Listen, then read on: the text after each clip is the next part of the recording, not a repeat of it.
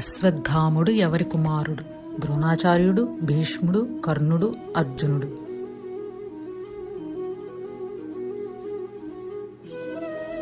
ద్రోణాచార్యుడు.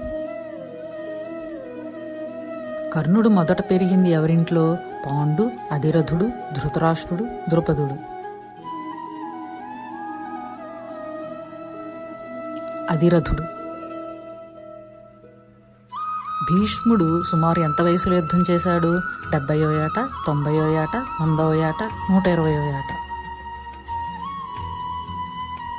సుమారు 100వ ఏట. అర్జునుడి ముఖ్య గురువు ఎవరు? భీష్ముడు, కృష్ణుడు, ద్రోణాచార్యుడు, కర్ణుడు. ద్రోణాచార్యుడు. ద్రౌపది స్వయంవరం ఎక్కడ జరిగింది? హస్తినాపురం, పంచాల దేశం, ద్వారక, ఇంద్రప్రస్థం. పంచాల దేశం.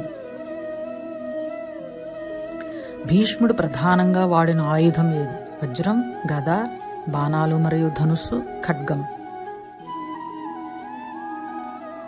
బాణాలు మరియు ధనుస్సు. అర్జునుడి ప్రధాన శత్రువుగా ప్రసిద్ధుడు ఎవరు? కర్ణుడు, భీము, దుర్యోధనుడు, ద్రుపదుడు.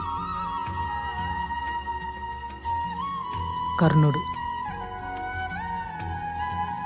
కౌరవుల ఏకైక చెల్లెలు ఎవరు? ద్రౌపది, దుశ్శాల, సుభద్ర, మద్రి. దుశ్శాల.